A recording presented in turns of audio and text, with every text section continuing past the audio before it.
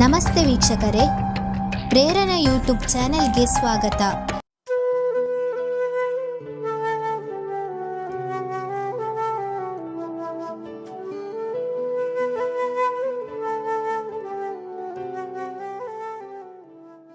ಮುಲ್ಲಾಪೆರಿಯಾರ್ ಅಣೆಕಟ್ಟು ದಕ್ಷಿಣ ಭಾರತದ ಕೇರಳ ರಾಜ್ಯದ ಇಡುಕ್ಕಿ ಜಿಲ್ಲೆಯಲ್ಲಿದೆ. ಇದು ಪೆರಿಯಾರ್ ನದಿಯ ಮೇಲೆ ನೆಲೆಗೊಂಡಿದೆ. ಬ್ರಿಟಿಷ್ ಸರ್ಕಾರ ಇದನ್ನು 1887 ಮತ್ತು 1895 ನಡುವೆ ನಿರ್ಮಿಸಿತು. ಕೇರಳದ ಇಡುಕ್ಕಿ ಜಿಲ್ಲೆಯಲ್ಲಿ 2 ನದಿಗಳಾದ ಮುಲ್ಲಯಾರ್ ಮತ್ತು ಪೆರಿಯಾರ್ ನದಿಗಳು ಸಂಧಿಸುವ ಸ್ಥಳದಲ್ಲಿ ಮುಲ್ಲಾಪೆರಿಯಾರ್ ಅಣೆಕಟ್ಟು ಇದೆ. ಈ ಅಣೆಕಟ್ಟು ಸಾಕಷ್ಟು ಎತ್ತರವಾಗಿದೆ ಮತ್ತು 12 TMC ನೀರನ್ನು ಸಂಗ್ರಹಿಸಿಕೊಳ್ಳುವ ಸಾಮರ್ಥ್ಯವನ್ನು ಹೊಂದಿದೆ.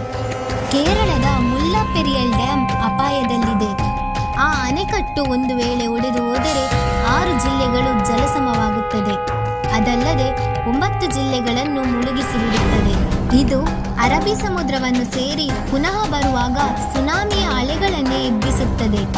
ಈ ಸುನಾಮಿಯ ಅಲೆಗಳು ಎಷ್ಟು ದೂರ ಹೋಗುತ್ತದೆ ಎಂದರೆ ಮುಂಬೈ ಹತ್ತಿರದ ತನಕ ಹೋಗುತ್ತದೆ. ಅದು ಬರುವಾಗ ಶವಗಳ ರಾಶಿಯನ್ನು ಹೊತ್ತು ತರಬಹುದು. ಅಷ್ಟು ಅನಾಹುತಗಳಿಗೆ ಕಾರಣವಾಗುತ್ತದೆ. ಇದರ ಪರಿಣಾಮದಿಂದ ಕೇರಳವನ್ನು ಸರಿಪಡಿಸಲು ತುಂಬಾ ಸಮಯ ತೆಗೆದುಕೊಳ್ಳಬಹುದು. ಕೇರಳಕ್ಕೆ ಸಂಬಂಧಪಟ್ಟ ಎಲ್ಲ ಸಂಪರ್ಕವಿರುವ ಸ್ಥಳಗಳು ಅಸ್ತವ್ಯಸ್ತವಾಗಬಹುದು. ಇದರಿಂದ ವಾಯು ಸಾರಿಗೆ, ರೈಲ್ವೆ ಸಾರಿಗೆ, ರಸ್ತೆ ಸಂಚಾರಗಳೆಲ್ಲ ಅಸ್ತವ್ಯಸ್ತವಾಗಿ ಸ್ಥಗಿತಗೊಳ್ಳುತ್ತದೆ. ಇದು ಇಡೀ ಸರ್ವನಾಶಕ್ಕೆ ನಾಂದಿ ಹಾಡುತ್ತದೆ. ಕೇರಳದ ಮುಲ್ಲಾಪೆರಿಯಾರ್ ಡ್ಯಾಮ್ ಒಡೆಯಲು ಕಾರಣ ಅದರ ಒಳಗೆ ಇಟ್ಟ ದೊಡ್ಡ ದೊಡ್ಡ ಮರದ ದಿಂಬಿಗಳು. ಅದನ್ನು ಪರೀಕ್ಷೆಗೆ ಒಳಪಡಿಸದ ಕಾರಣ ಈಗ ಅದು ಹಾಳಾಗುತ್ತಾ ಉಂಟು. ಅದರ ಪರಿಣಾಮ ಆ ಅಣೆಕಟ್ಟು ಈಗ ಸ್ವಲ್ಪ ಹೊರಗೆ ಹೋಗಿದೆ.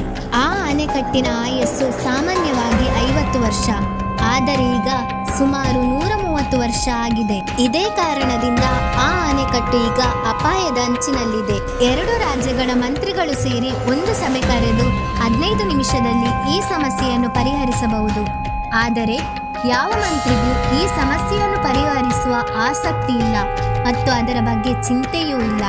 ಆದರೆ ಸದ್ಯದಲ್ಲಿಯೇ ಈ ಅಣೆಕಟ್ಟಿನಿಂದ ಅಪಾಯ ಉಂಟಾಗುವ ಸಂಭವವಿದೆ.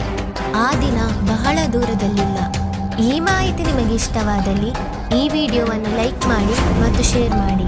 ಹಾಗೆ ನಮ್ಮ ಪ್ರೇರಣಾ ಯೂಟ್ಯೂಬ್ ಚಾನೆಲ್ ಅನ್ನು ಸಬ್ಸ್ಕ್ರೈಬ್ ಮಾಡಿ. ಧನ್ಯವಾದ.